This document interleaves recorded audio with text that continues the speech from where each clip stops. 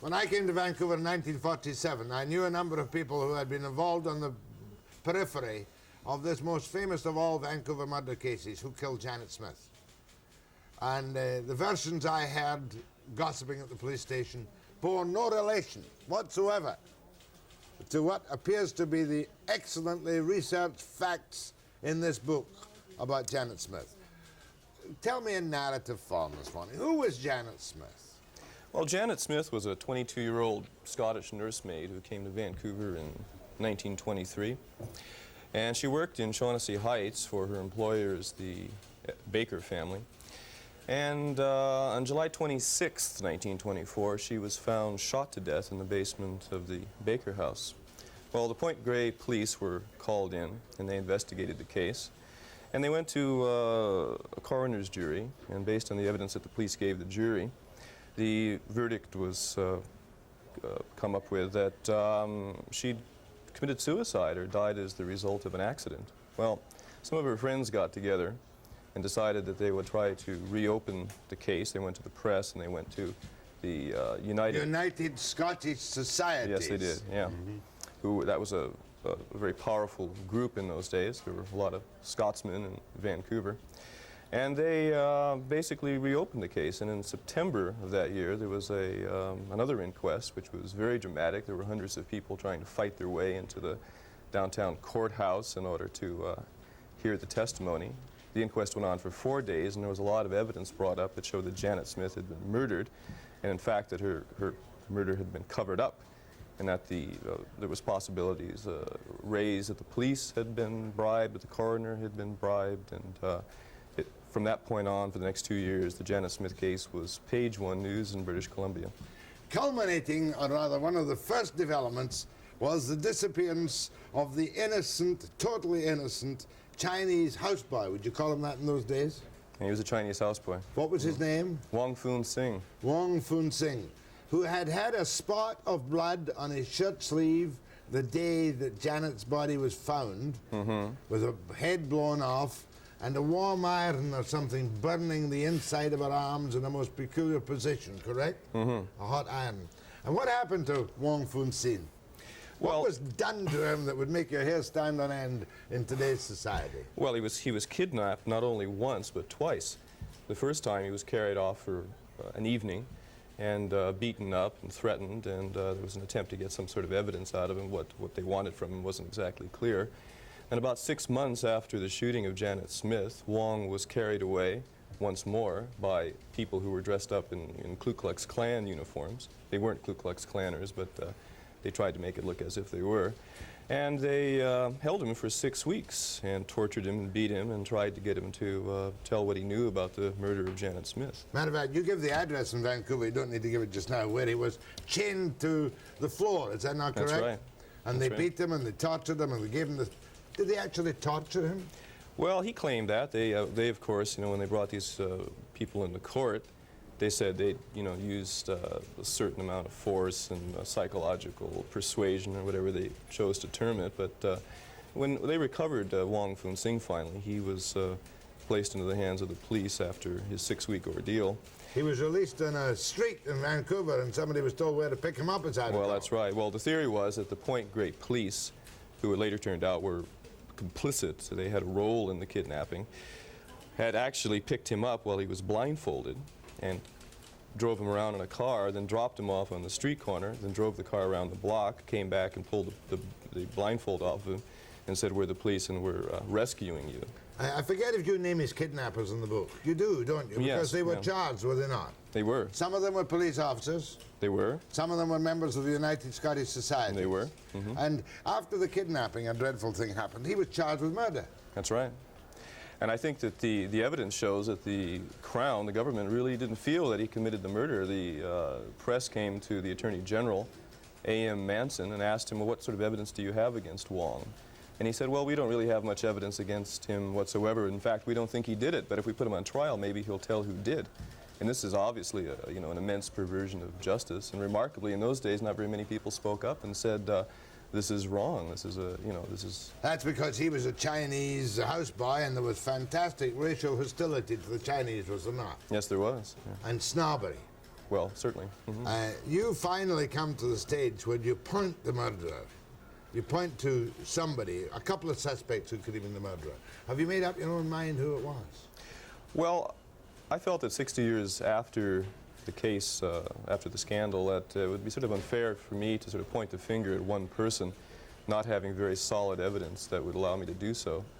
So what I've done in the book is I've gone through the theories that were prevalent in the 1920s. I've added a couple of my own, and I think that the reader is invited to draw his or her own conclusions. I have a picture, when I finish reading the book, of a big bash at the Baker House that night, in which there were a number of very prominent, socially prominent and wealthy Shaughnessy, younger set, middle 30s and 40s, and in which there was a sprinkling of at least one guy who was involved in the international narcotics trade, illegal narcotics trade, and that there might well have been considerable use of a popular drug in the 20s was cocaine itself, was it not? Yes, it was. So I can see a big drug orgy and somehow or other an innocent Janet Smith becoming party to some knowledge which required that she be killed.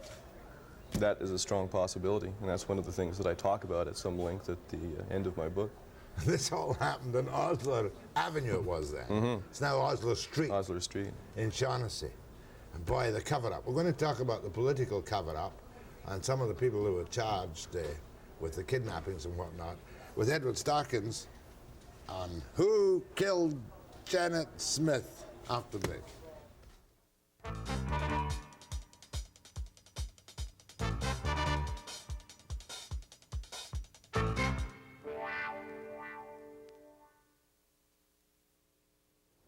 As I recall, Foon Sing was supposed to be the only person home when he had a gunshot. Is that not correct? In the morning. Well, that was the story that he told. He said that he was upstairs and that he'd heard a noise, and he looked out in the street. He thought maybe it was a car backfiring. He ran downstairs to the basement where he knew that Janet Smith had been doing some ironing, and he found her there with a bullet wound in her head and blood pouring out of the wound, and that was the story he told, but later evidence showed that it couldn't have happened that way. It couldn't have happened? No. So he didn't tell the truth either? No, I think that he was involved in the cover-up. I don't think that he committed the murder probably for the very simple reason if they had suspected that he was the guilty party, they would have had him at the gallows, within weeks of the shooting, and didn't happen that way. It's incredible. The police wasn't incompetence. Tell me what happened when the Point Grey police came along and then the Vancouver police later took over. Was it not a fact that her body was mysteriously embalmed to avoid any sign of whether or not, one, she was pregnant, an obvious thing to look for, or two, the real cause of perhaps other causes of her death? Well, the obvious thing that happens in a case of violent death in the 20s and still in modern times is you have an autopsy before the body is touched or tampered with in any way to discover what the physical evidence is. Well, in Janet's case, the body wound up at an undertaker's where it was cleaned up and there was a plaster cast placed in the head, embalming fluid placed in the body. A number of changes and alterations in the physical evidence of the body. The next day it arrived at the autopsy parlor, or the autopsy the morgue in Vancouver General Hospital, where it was examined by a couple of doctors who were amazed that they had received the body in that condition. And they said, well, what happened? And they, this is, unheard of. It was worse than that, though. As I recall, when the body was taken out of the house and shipped to the undertaker said at that very moment he had been given instructions to embalm it, and the chief of police of Point Grey said, no, he had not given instructions to embalm it. That's right. Well, the undertaker, in fact, said that the police had given him instructions and that the coroner, Dr. W.D. Brighton-Jack, had specifically told him take the body and embalm it. And during one of the inquests, both of those people, the coroner and the police, 2 or 3 policemen, said they'd never, told him that. So this was a major part of the cover-up, was to get the body embalmed as soon as possible. Was there not also considerable sexual titillation involved in the inquiries around Janet's death? Well, a certain amount of it, but I think that you have to understand in those days that people were a bit more prudish and less willing to talk about such things than they are today. For example, during one of the courtroom proceedings in 1925, questions were asked in some anatomical detail about the possibility that Janet Smith had been sexually assaulted. and doctors were asked to, who would examine the body if they saw evidence of that. The Vancouver papers didn't even mention that. It was simply excised, but the Victoria Daily Colonist, I think it was, used the term a possibility of ravishment, and quickly went on to... As I recall, too, there was absolute horror and disgust on the faces and the minds of the United Scottish Society people at the suggestion that she, Janet Smith, this angel from Scotland, had in any way been friendly at all to Wong Foon Sing. Is that not so? Well, yes, they considered her, she became a sort of a mythological figure in certain ways to the local Scots, a martyr, a pure, innocent example of Scottish womanhood. And now we come towards the end. 1924 she was killed. When was it finally wrapped up? Well, the case went on for a year and a half, and there were a number of political scandals and a series of trials, libel suits, what have you, that ensued on the heels of Janet's killing. Can you tell me, please, the part played by Attorney General Alec Manson, who, when I knew him, for 20 years, was a Supreme Court judge in British Columbia. What part did he play? There's indications of all kind of cover-ups, and you've done some fantastic research. What part did Manson play in? Well, Manson, I think, had a central role in the case from the beginning. It was Manson who, at the outset, ordered the disinterment of Janet's body, and he ordered a second inquest. And for a while, he was a hero to the Scots and a number of other people who felt that he was the one that was trying to see that justice was done. Well, after a few months went by and Wong Foon Sing had been kidnapped, Manson's role and his appreciation on the part of the public changed considerably, because there was evidence brought out that he, in fact, knew about the kidnapping of Wong Foon Sing in advance, knew what had happened to him, and some of the provincial police, who made a great fuss about going around looking for Wong when he was gone, were perfectly aware of where he was being held. And Manson, for that reason, I think the scandal hurt his political career greatly.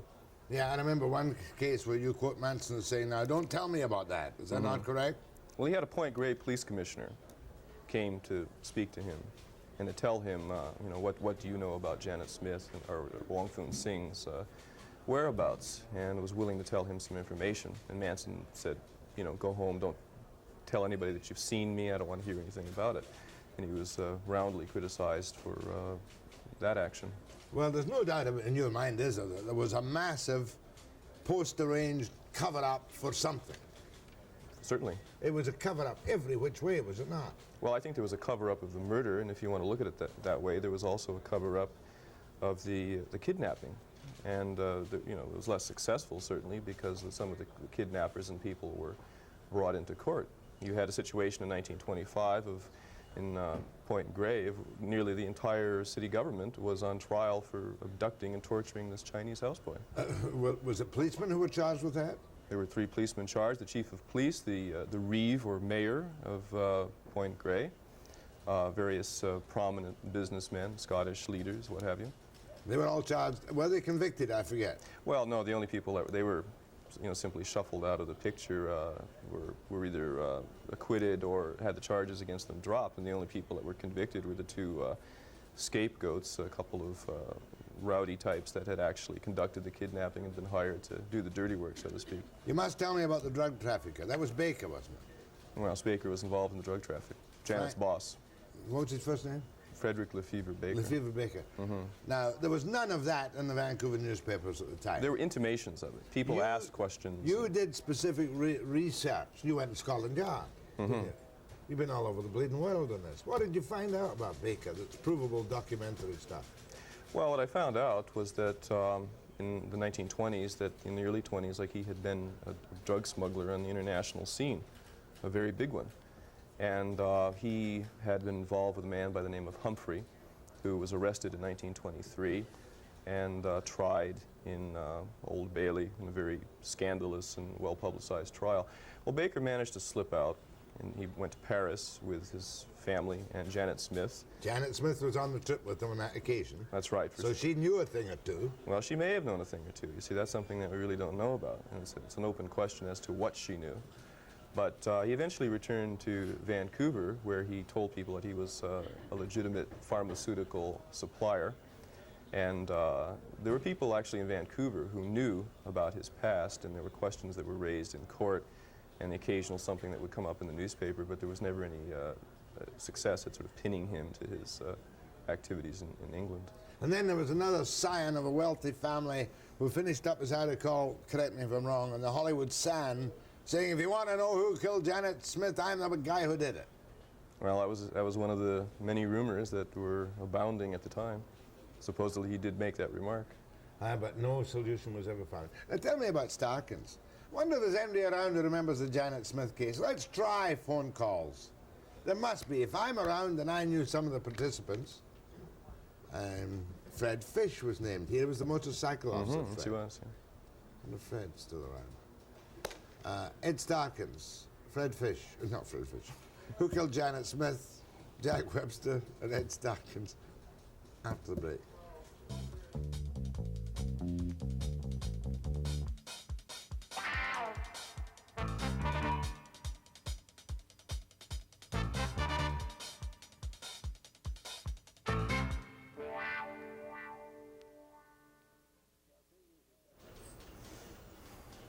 Okay, I'll take you as a second call. Hold on, please. This should be interesting, you know. Although 1924, gosh, you'd have to be, how old would you have to be? 80. At least. To remember it, wouldn't you, indeed? And there's not a lot of people left from back then. Oh, I don't say that quite so depressingly. I've got a few years to go yet. Go ahead, please. Hello. Where are they, Genty? Oh, I'm sorry. Go ahead from Quinnell, please. Girl's job. Okay, start again, ma'am. Janet was killed, and they couldn't get a nursemaid after that. And my sister finally took the job as nursemaid. I have pictures of the children with her. Your sister was nursemaid to the Bakers on Osler Avenue in Shaughnessy after Janet was killed. That's right. And they were a nice family to work for. There was also a judge, wasn't there, across the street there that gave his home to the old people? I don't know who the judge was across the street. That was Mrs. Baker's father. Oh, that's good. Nice of you to call. How's your sister? She's passed away. She's passed away. Thank you very much. I still have her pictures. Good, that's interesting, but she wasn't involved in the murder. No, that was, unfortunately, no. Yeah, we're just trying these. Go ahead, please. Yes, I remember that case, too. I was about 20 years old, or 21. What do you remember of all the scandal? There was a real scandal, and there was a young fellow that was quite prominent in, people were quite prominent, and I thought that they thought he did it, but I was, I wouldn't like to say. But... Tell me, you used to gossip over the backyard fence about this? Oh, it was a real scandal, I'm telling you. What was the biggest piece of scandal you could remember? The fact that she was killed, or the fact that there had been an orgy the night before? Well, all of it. All of it, eh? There'd been a big party, and I think they blamed the Chinese at one time, and then there was another one blamed and another one. And it never was solved that I ever heard of. No. They did everything but crucify Foon Sing, but he may have known something. He may have, I'm sure that he did, and I'm sure they knew that, too. Well, I wonder why he didn't talk. That's a good question. Did you make a reference to somebody getting paid off? Was there somebody who... Well, I think there's probably 2 or 3 people who were paid off. I think the most interesting one is the policeman. The policeman, who he received a fairly meager salary as a policeman, and about a year after his retirement, he bought half ownership in a hotel in downtown Vancouver, and there were those who said, well, where did he get the money? But a fair question. Yes. That's a fair question, but we don't know the answer. We don't know the answer, no. Go ahead, please. I knew a man who knew her well, and he insisted that it was not murder, that it was just a jealous fit of her boyfriend who was with her in the pantry. And he saw something go on at the party which upset him, and he shoved her into the spigot. And it was the spigot that punctured the medulla, and that's why she died instantly. But everyone at the party thought it was one of them, and that's why the cover-up. Where was the medulla? Well, that's the back of the brain. A spigot in the medulla? The spigot on the tap, the little spear that comes out from the tap. Yeah, and then they covered the death with the bullet wounds. Well, then they took her down and burned her and set her at the ironing board the next morning. Now, just hold on a second.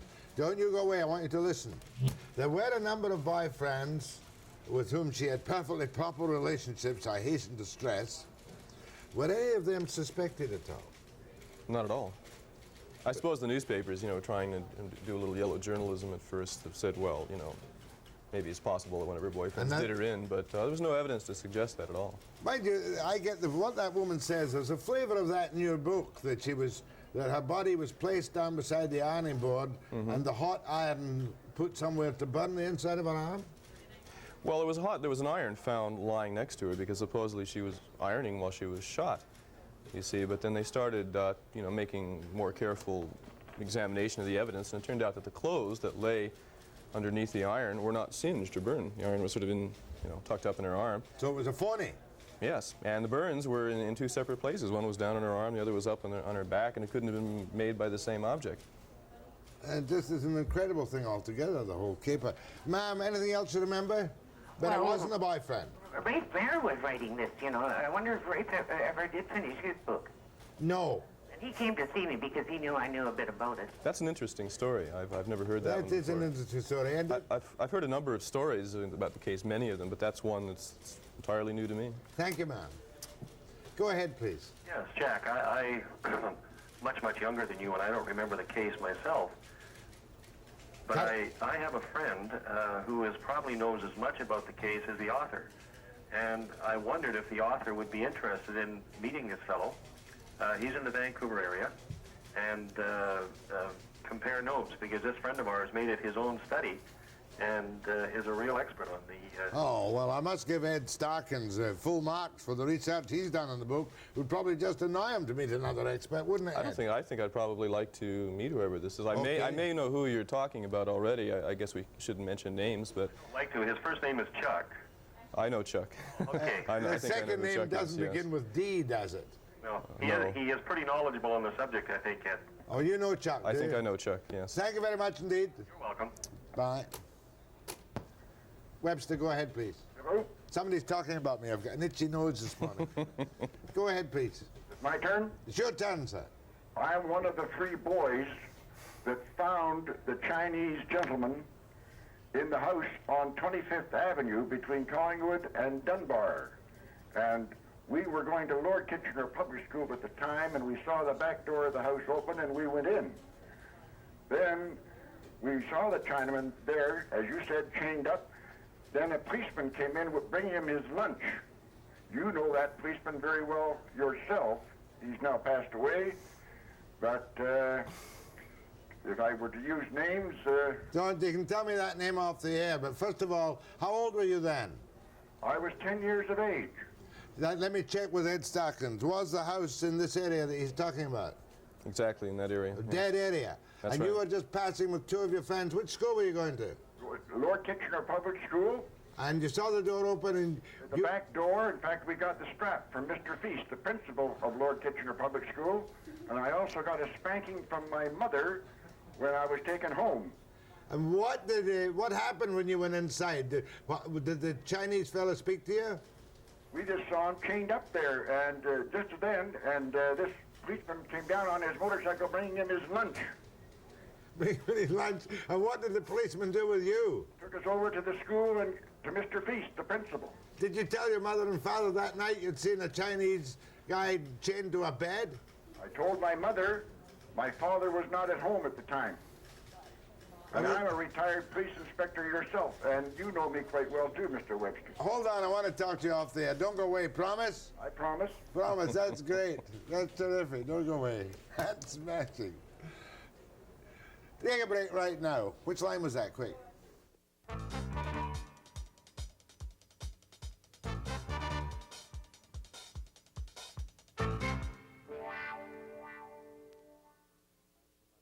That chap who called just now is an old friend of mine from my police reporting days and after. And a very nice fellow. The names were as we thought they were. But that was fascinating, meeting a guy who walked in on the poor Chinese fellow chained to this house at 25th and Collingwood.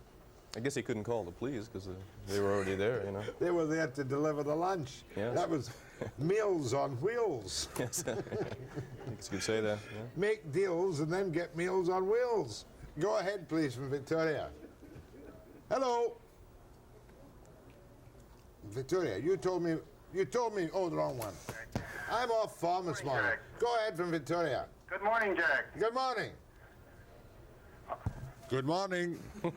Speak up, please. Yes, Jack. I was around during this particular case. Hello? I can hear you. Just keep speaking.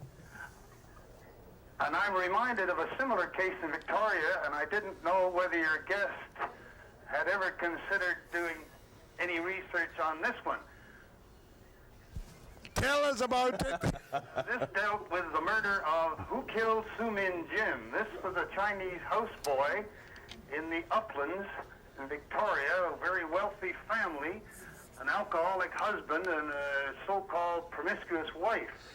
And there was talk of a tongue war, and they brought Inspector Vance over from Vancouver, and this was a real scandal here for years.